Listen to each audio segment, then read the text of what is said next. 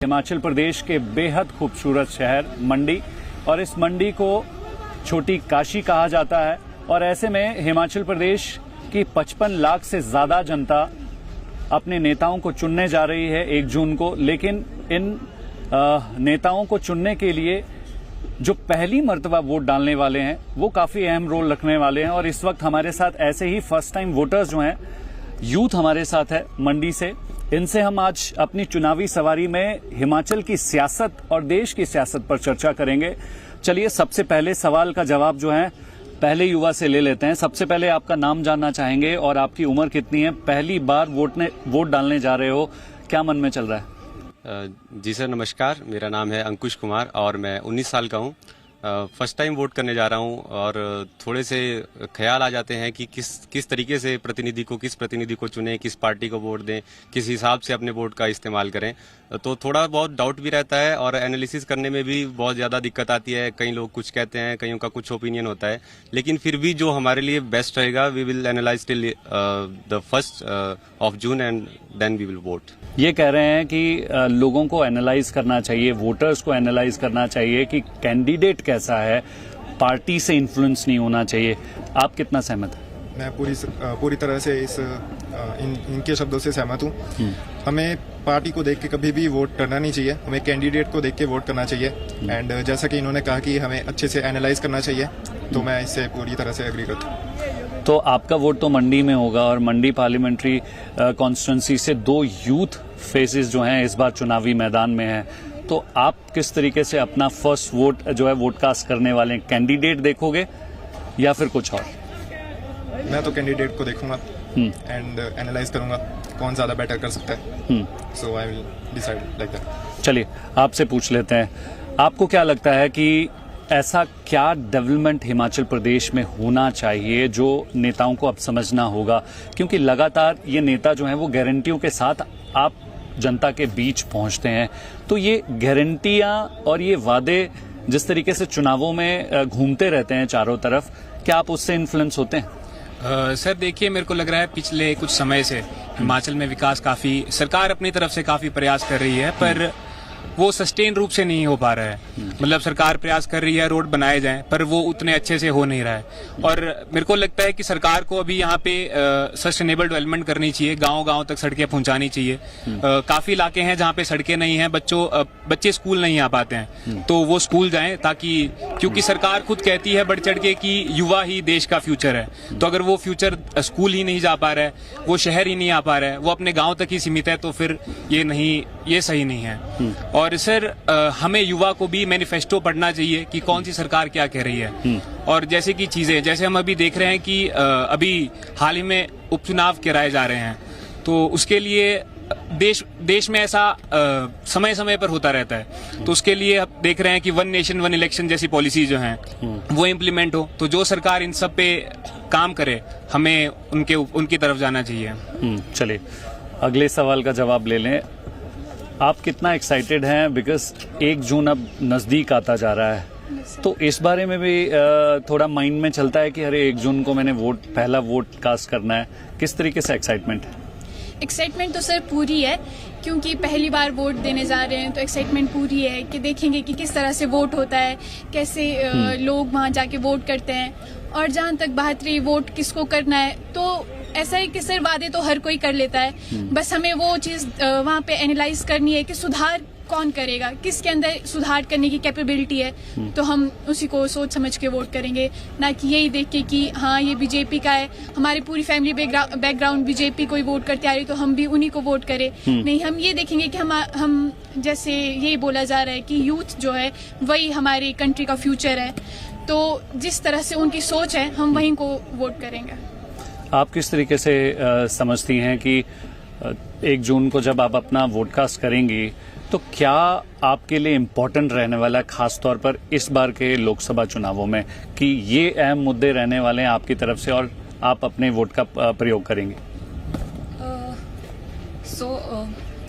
वैसे तो first time है वोट देने का, तो एक्साइटमेंट भी, और मेनली हिमाचल में मुझे लगता है कि बहुत ज़्यादा डेवलपमेंट की ज़रूरत है, और जो इस बार चुनाव पे आ रहे हैं, अगर उनमें से कोई जो भी कैंडिडेट है जो ज़्यादा डेवलपमेंट की तरफ ध्यान दे रहा है, मैं तो उसी को वोट करूंगी। टूरिज्म पर फोकस करना चाहिए, फ्री बीस पर कम करना चाहिए, डेवलपमेंट पे जो है वो सरकारों को ज़्यादा बात करनी चाहिए।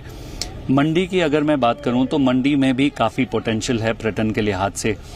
आपको क्या लगता है कि आने वाले समय में अब इन नेताओं को समझना होगा कि ये पर्यटन का मुद्दा भी बहुत इंपॉर्टेंट है, लोगों को सीधा डायरेक्ट तौर पर और इनडायरेक्ट तौर पर जो है रोजगार भी देता है और रोजगार उपलब्ध भी करवाता है। सर मेरा नाम किरणा है और सर मैं बेसिकली सिराज से बिलोंग करती हूँ सर।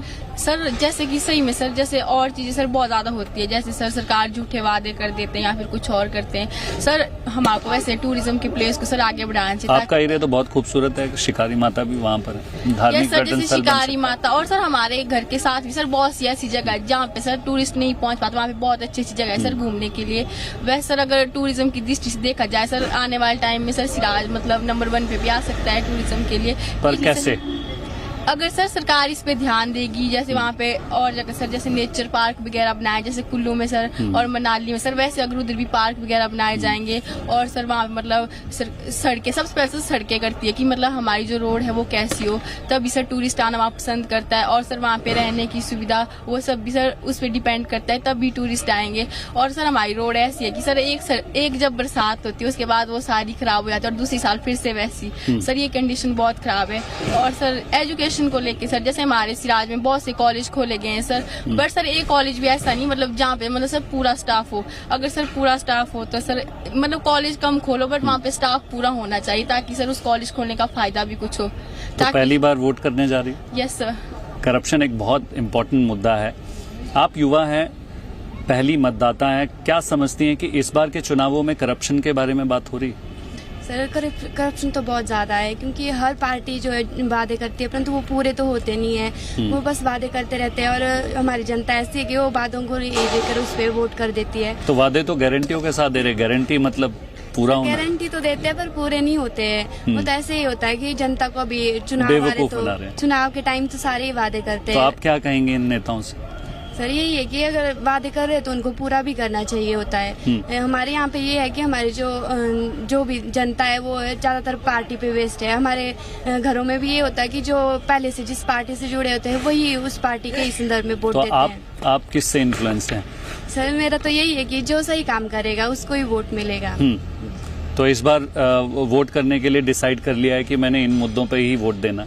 हाँ जी सर। चलो अगले सवाल का जवाब आपसे ले लेते हैं। आप पहली बार वोट का प्रयोग करने जा रही हैं, किस तरीके का हिमाचल जो है वो देखना चाहती हैं आने वाले सालों में? क्योंकि इस वक्त आपको टीवी स्क्रीन पर तमाम लोग देख रहे हैं, नेता भी देख रहे होंगे, तो एक युवा और पहली बार का मतदाता जो है वो नेताओं से क्या कहना चाह रहा है? मैं एक विकसित हिमाचल देखना चाहती हूँ, मतलब झूठे मूठे वायदे ना करें और जो वायदे करने हैं उनको पूरा करें ढंग से। और सबसे ज्यादा ध्यान शिक्षा पर, एजुकेशन पर और गांव सबसे पहले गांव को विकसित करें, तभी भारत विकसित हो पाएगा। आप किस तरीके का नेता जो है वो चाहती हैं कि आने वाले समय में जो हिमाचल का विकास कर सके? मैं पार्टी नहीं समझना चाहूँगा, लेकिन आपसे नेता समझना चाहूँगा कि किस तरीके का नेता अब जो है होना चाहिए हिमाचल प्रदेश के विकास के लिए आपके लिहाज से? हिमाचल का जो नेता है वो विकास करने वाला होना चाहिए। हमारे जो पहले मुद्दे हैं, पहले तो हमें जो है हमारी जो शिक्षा होनी चाहिए वो एक मतलब कि हाई क्लास की होनी चाहिए। उसके बाद जो है हमारा स्वास्थ्य आता है। अगर हमारा स्वास्थ्य ही ठीक होगा तभी हम शिक्षा जो है वो ले पाएंगे। और जो है मेरी नज़र में एक ऐसा नेता होना चाहिए जो विकास करे और जो है वो ऐसे गांव की जनता को पीछे ना छोड़े, गांव की जनता को लेके जो है वो आगे बढ़े जो है। और मुझे लगता है कि आजकल तो बहुत काफी हद तक हिमाचल का वैसे विकास हो चुका है, लेकिन मुझे नहीं लगता कि जो जैसे कि हमारे कि जैसे मैं बेसिकली धर्मपुर से बिलोंग करती हूँ, तो हमारे वहाँ पे ना कॉलेजेस हॉस्पिटल्स की जो कंडीशन है वो बहुत ही खराब है। बिल्डिंग्स तो तैयार कर दी हैं, स्टाफ नहीं है, बच्चे यहाँ आ रहे हैं। कुछ बच्चे जो है मतलब कि गरीब फैमिली से बिलोंग भी करते हैं, कईयों के पास इतना पैसा नहीं होता है कि भी अपने बच्चों को जो है बाहर भेज सके पढ़ने के लिए। अब उनकी तो मजबूरी होती है बाहर भेजना, एक अच्छी शिक्षा दिलवानी है अपने बच्चे को, ताकि आजकल जो बोल रहे हैं कि भाई हिमाचल मतलब कि युवा ही जो है वो आज का भविष्य है, देश का भविष्य है। तो मैं चाहती हूँ कि जो हमारी कॉलेजेस और हॉस्पिटल्स है उन पे जो है ज्यादा ध्यान देने की हमें ज्यादा जरूरत है। पर नेता तो कह रहे हैं कि हमने गांव-गांव में विकास किया है, स्वास्थ्य सुविधाएं बढ़ाई है, शिक्षा के स्तर को हमने जो है वो बेहतर किया है। बिल्डिंग स्ट्रक्चर तैयार करने से कुछ नहीं होता है, उसमें जो है स्टाफ भी होना जरूरी है। क्योंकि हमें जो है ऐसा नहीं है कि लोगों को बेवकूफ बनाने के लिए जो है बिल्डिंग स्ट्रक्चर तैयार कर दिए, इतनी धनराशि यहाँ खर्च कर दी, इतनी धनराशि यहाँ कर दी। उस धनराशि को खर्च करने का कोई फायदा नहीं है अगर उसमें जो है लोग जो है अपनी सुख सुविधाएं जो है वो उपलब्ध नहीं हो रही है लोगों तक। तो मैं नहीं चाहती कि भी ऐसा विकास हो कि जो मतलब कि एक दिखाने के लिए ये हो कि भी हाँ हमने तो ऐसा कर दिया, पर अंदर से जो है वो विकास जो है खोखला हो। ऐसा विकास नहीं करना चाहिए। मेरा नाम सर तन्वी और मैं सिर्फ घाट के एक छोटे से गांव से हूँ। सर मैं तो ऐसा बोलना चाहती हूँ, जैसे इसने की मतलब सर शिक्षा की बात हुई और हेल्थ के बारे में बात हुई, तो वैसे सर हमारे गांव में जो एक स्कूल है वो मतलब उसको मिनिमम 5 से 7 साल हो गए जो उसको मतलब गिरा दिया हुआ है, अभी तक वो नहीं बना है। तो मैं तो ऐसे बोलना चाहूंगी, अगर काम करवाना है तो ढंग से करवाओ, वरना उस काम को मत करवाओ। और सर हमारे पीएस पहले तो सर वो ऐसे हेल्थ सेंटर नॉर्मल था, अब उसको पीएससी बना दिया है, बट सर उसको भी अभी देख लो काफी टाइम हो गया अभी तक वो भी नहीं बना है। और उसके बाद सर मैं अपने जैसे घर की बात करती हूँ, मेरे पापा वाटर गार्ड हैं और मेरे पापा देखो सर मतलब मैं बोलती हूँ अभी उनको 10 साल हो गई मतलब उसी मतलब काम करते हुए, तो उनको पेमेंट कितनी मिलती है सर? पहले मिलती थी देखो 1300-1800, अभी बस मतलब वो 100 या 200-300 रुपए बढ़ता है, उसमें भी सर अभी 5000 हुई हो। तो मैं देखती हूँ जैसे मेरे पापा हैं तो वो उनका काम ऐसा नहीं है फिर कि मतलब हाँ 12 बजे तक पानी छोड़ा बस आगे, और लोगों की बातें इतनी सुनने को मिलती हैं। तो उससे पता क्या होता है सर, एक तो क्या होता है सरकार चेंज होती है तो उनका वो हो जाता है कि नहीं हाँ देख लेंगे अगली साल एक साल उनकी बढ़ती जाती है। तो ऐसा नहीं, अगर मतलब उनका वो भी काम करते हैं सर 12 मतलब कभी रात के 9 बजे तक भी। तो आपका कहने का मतलब है कि इन नेताओं को समझना होगा कि कर्मचारी भी एक महत्वपूर्ण अंग है, इनके बेटरमेंट के लिए जो है वो कुछ प्लान होने चाहिए पर ठोस स्तर पर। यस सर, मैं यही बोलना चाहती हूँ ना, उनके बारे में भी सोचे। 10 साल करते हैं सर, 11 साल और 45 और 5000 में आजकल क्या होता है आप खुद ही सोच सकते हैं। तो मैं तो सर इसी चीज के ऊपर सबसे ज्यादा शिक्षा और सर ये हेल्थ और सब चीजें तो मैं ऐसा नहीं ये भी एक है, बट उनके बारे में सोचे जो दिन रात मतलब करते हैं। फिर लोगों के ताने इतने गालियां इतने देते हैं लोग, हम खुद सुनते हैं ना, जैसे पापा को गालियां देते हैं। तो मैं तो सोचती हूँ इस चीज के बारे में ज्यादा दे, फिर 10 साल क्या फिर उसके बाद भी अनुबंध पे आता है, उसके बाद फिर वो सरकार सोचेगी, फिर अगली सरकार देखो सरकार चेंज हो जाती है तो फिर वो हो जाता है कि वही अगर 10 साल है तो फिर उसके बाद जैसे उन्होंने बोला कि 12-13 साल तो वही फिर वो चेंज कर देते, फिर वो मतलब ऐसे चलते। तो इसके ऊपर सबसे ज्यादा तो मैं बोलती हूँ ध्यान देना चाहिए। बिल्कुल ये नेताओं को सोचना होगा, क्योंकि जिस तरीके से ये कह रही हैं ये काफी महत्वपूर्ण बात है, क्योंकि कई सारे ऐसे लोकेशंस हैं जहां पर कर्मचारी सरकार की तरफ एक उम्मीद जताए रहते हैं कि सरकार उनके बारे में जरूर सोचेगी, और हमारी कोशिश ये रहती है कि जनता की बात इन नेताओं तक पहुंचे। अगले सवाल का जवाब आपसे ले लेते हैं। आप जो है वो वोट का प्रयोग करने जा रही हैं, किस तरीके से समझती हैं कि इस बार क्या जनता के मुद्दे हावी होंगे या नेताओं के मुद्दे हावी होंगे?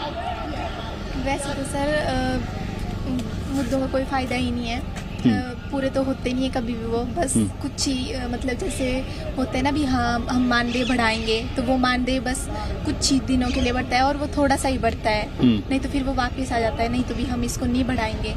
जैसे अभी मल्टीटास्क वर्कर हैं, पूरा दिन भर वो काम करते हैं, पूरा दिन अपने बच्चों के लिए वो काम कर रहे होते हैं, लेकिन फिर भी उनको वो मानदेय प्राप्त नहीं हो जितना उनको होना चाहिए। तो मल्टीटास्क वर्कर्स का मतलब उनको थोड़े से वो मुद्दे में रखना चाहिए भी, मल्टीटास्क वर्कर्स को उनको पक्का किया जाए ताकि वो भी थोड़ी अच्छी लाइफ जी सकें। और जैसे कई ऐसे होते हैं जिनके घर में मल्टीटास्क वर्कर्स लगे होते हैं, लेकिन वो सिर्फ एक ही बंदा होता है कमाने वाला, तो उनको थोड़ा सा वो देना चाहिए भी, इम्पोर्टेंस देनी चाहिए। Yes sir. तो यानी जो आप कह रही हैं ये तमाम मुद्दों पर गारंटी अब आपको चाहिए, लोगों को अब इस मुद्दे पर गारंटी चाहिए। Yes sir. तो जैसे मल्टीटास्क वर्कर्स है ना, वो काफी समय से पक्के नहीं हो रहे हैं, तो ये सबसे बड़ा मुद्दा यही तो है। तो वोट डालना जो प्लान कर लिया पक्का वोट डालोगे? Yes sir. तैयारी पूरी है? यस सर पूरी है। जिस तरीके से ये कह रही हैं कि रोजगार जो है वो ग्रामीण स्तर पर उपलब्ध करवाना जो है वो एक प्रायोरिटी है, क्या आपके लिए भी वो प्रायोरिटी है? Yes sir. सर जैसे कि सर रोजगार की बात लगी, सर रोजगार सर गांव तक पहुंचाना जरूरी है सर। अगर सर हमारा देश का एक गांव विकसित होगा सर, तभी गांव से आगे डिस्ट्रिक्ट से सर आगे फिर सर इस तरह सर आगे देश विकसित होगा। सर हमारे को ना सर अपने नेता के रूप में सर एक नागरिक को चुनना चाहिए, जो सर सिर्फ एक नेता ना हो सर, वो हमारे जैसे नागरिक की तरह हमारे बारे में सोचे। सर हमें एक ऐसा नेता चुनना चाहिए। और सर एजुकेशन की बात लगी सर, कई सालों सर लोग तैयारियां कर रहे हैं, जैसे पटवारी का सर टेस्ट निकाले थे, वो भी सर कई सालों से नहीं निकला है। सर 2-2 साल सर तैयारी कर रहे हैं, पर उसके बाद भी सर टेस्ट नहीं निकाल रहे। और मुझे नहीं लगता सर कोई ऐसा टेस्ट निकाला आज तक सरकार ने सर, जब से अभी हम जैसे मैं कॉलेज में आई हूँ, अभी मैं 2nd ईयर में पढ़ती हूँ सर, कोई टेस्ट नहीं आया सर। एक टेस्ट आया था सर, वन मित्र की भर्ती आई सर, उसको भी सर उसके ऊपर भी केस चला है, फिर वो तो सर ऐसे सर सिर्फ थोड़े टाइम के लिए कर दिया था, उसके बाद सर उसमें भी कोई रिएक्शन नहीं है। कई सारी जॉब अपॉर्चुनिटीज सरकार निकालती है। जब एग्जामिनेशन के लिए आप जैसा युवा फाइट करता है, तो ऐसे में कई बार पेपर लीक जैसे मामले सामने आ चुके हैं, तो आपको लगता है कि ये तमाम चीजों को आप जैसे युवा किस तरीके से देखता है? सर पेपर लीक करना सर, किसी ने सर इतनी मेहनत की होगी 2 सालों सर, अगर वो पेपर लीक हो जाता तो सर उसको क्या होगा, उसके सर पूरे सपने टूट जाते हैं सर। और इस तरह सर फिर से उसको 2 साल फिर से मेहनत करके उसके बाद टेस्ट निकलेगा सर, फिर से होगा सर। जिस टाइम सर पीछे अग्निवीर का पेपर लीक हुआ सर, हमारे वहाँ सर बहुत सारे थे जिनका सर हो चुका था, और सर बाद में दूसरी बार उनका नहीं हुआ, फिर उनको सर वो आजकल सर नहीं कर रहे किस चीज की तैयारी, क्योंकि सर होता है अगर एक चीज से मन टूट जाता है सर, फिर से बहुत मुश्किल होती है सर। बिल्कुल। चलिए, हमने बहुत डिटेल बातचीत करी और आप युवाओं से जानकर जो है इस बात की खुशी हुई कि आप कहीं ना कहीं किसी न किसी मुद्दे को लेकर जो है वो जागरूक जरूर हैं, और ऐसे में तमाम इन बातों को नेताओं तक पहुंचाना हमारी जिम्मेवारी है। लेकिन अब कुछ दिन बचे हैं और अब इन कुछ दिनों में जो है नेशनल लेवल के लीडर्स लगातार प्रचार प्रसार जो है संभालने यहाँ पर पहुंच रहे हैं। देश के प्रधानमंत्री यहाँ पर पहुंचे थे। आने वाले समय में केंद्रीय मंत्री हों, पक्ष विपक्ष तमाम जो हैं वो बड़े बड़े नेताओं की बाढ़ यहाँ पर लगने वाली है। तो आपको क्या लगता है कि क्या राष्ट्रीय स्तर के नेता हिमाचल की जनता पर प्रभाव डाल पाएंगे, या फिर हिमाचल के ही जो नेता हैं उनका प्रभाव ज्यादा है? सर बेसिकली प्रभाव का तो पता नहीं, लेकिन एक बात मैं मेंशन यहाँ पे करना चाहूँगा कि आप देखिए कि जो नेता लोग हैं, चाहे वो केंद्र से बिलोंग करते हो चाहे वो स्टेट के नेता लोग हैं, वो अपना इन्फ्लुएंस तभी क्यों दिखाते हैं जब चुनाव के प्रचार प्रसार करने हो। मोदी जी की बात हो या किसी और सेंटर नेता की बात हो या सीएम की बात हो, किसी और की बात हो, वो हमेशा ये शिविर लगा के लोगों का माहौल इकट्ठा करके उनको मैनिपुलेट करने के लिए यहाँ पहुंच जाते हैं। लेकिन वो टाइमिंग क्या होती है जब चुनाव आ रहे होते हैं। यही नेता लोग, ये लोग इतने बिजी तो होते नहीं कि ये कभी यहाँ आके लोगों का हाल पूछने उनके घर तक पहुंच जाएं या पूछ लें कि सब कुछ जो हमने मैनिफेस्टो में बताया था वो हो रहा है कि नहीं हो रहा है। बेसिकली सर मेरे को तो ये एक बात लगती है कि आजकल के टाइम में मैक्सिमम जो नेता लोग हैं वो नेता लोग की सोच आप देखिए कि वो चुनाव को इस प्रकार से नहीं ले रहे कि चुनाव होगा हम आएंगे लोगों की डेवलपमेंट करेंगे। वो इस तरीके से ले रहे हैं कि चुनाव होगा हम आएंगे और अपनी डेवलपमेंट करेंगे। वो सीधा अपनी पार्टी के लिए सोच रहे हैं, अपने बारे में सोच रहे हैं, और वो देख रहे हैं कि कहाँ पे हमारा बेनिफिट है। वो हम में अपनी जनता को, अपने नागरिकों को नहीं जोड़ रहे हैं। वो सिर्फ वोट लेने के लिए लोगों के साथ मिलजुल रहे हैं ताकि उनका भला हो जाए, हमारा भला तो वो बाद में क्या सोचेंगे। आप जहाँ से वोटकास्ट कर रहे हो ये छोटी काशी है। एक काशी से प्रधानमंत्री जो हैं वो वहाँ से सांसद चुनते हैं और देश के प्रधानमंत्री बनते हैं। नज़र यहाँ की सीट पर भी है, ये हॉट सीट बन चुकी है। तो इस हॉट सीट के जो आप हॉट युवा हैं वो क्या कहना चाहेंगे? सर मुझे यही लगता है कि पहले के टाइम में जैसे हमने आज देखा कि खुद प्रधानमंत्री मोदी जी यहाँ आए थे, और हमने देखा कि मेजॉरिटी जो थी वो युवा नहीं थे, वो एज लोग थे। और मेरे को लगता है आने वाला टाइम युवा का है, और हम इनसे इतने इजीली इन्फ्लुएंस तो नहीं होंगे। हमें पता है व्हाट आवर राइट्स आर, और हम उनके लिए लड़ेंगे। और वी नो मतलब हम मैनिफेस्टो पढ़ेंगे, हर चीज देखेंगे, उसके बाद ही हम अपनी सरकार चुनेंगे। तो आप क्या सीनियर लीडर्स को ज्यादा पसंद करती हैं या फिर युवा नेताओं की तरफ ज्यादा जो है वो आप देखते हैं कि प्रदेश का भविष्य है या देश का भविष्य है? मुझे लगता है सर युवा नेताओं को ज़्यादा हमें अपॉर्चुनिटी देनी चाहिए, क्योंकि सर आने वाले टाइम में जो हमारी यूथ है वो ज़्यादा लॉजिकली सोचती है। जो हमारे आप देखोगे फैमिली बैकग्राउंड्स वो भी ऐसे ही चलते हैं कि हाँ हमारे पूर्वजों से लेके आज तक मतलब कि हम बीजेपी को वोट देते आ रहे हैं तो बस बीजेपी की ही लाइन आगे तक चल रही है। बट जो यूथ के नेता हैं वो सोचते हैं थोड़ा लॉजिकली और वो जानते हैं कि हम कैसे यूथ किस तरह से सोचती है, वहाँ पे किस तरह से उनको जरूरत है डेवलपमेंट की। तो मुझे लगता है कि युवा नेता ज्यादा बेहतर प्रदर्शन करेंगे। नेताओं में आप क्या ढूंढती हैं? अग्रेसिव पॉलिटिशियन पसंद है या प्रोग्रेसिव पॉलिटिशियन पसंद है? आई थिंक एक ऐसा पॉलिटिशियन होना चाहिए जिसको पता हो कि कब उसको एग्रेसिव होना है और कब उसको काम रहना है, मतलब कि उसको पता होना चाहिए कब क्या करना जरूरी है।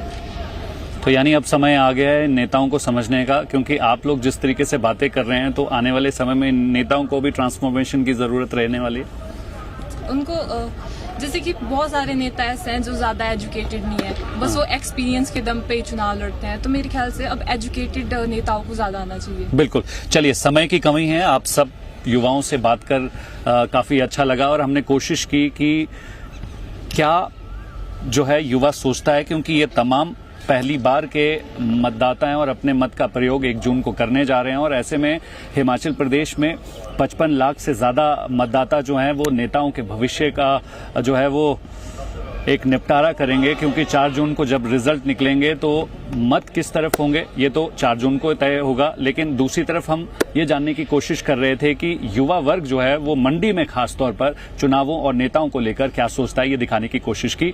आप देश और प्रदेश की बाकी खबरों के लिए बने रहिए जी पंजाब हरियाणा हिमाचल के साथ।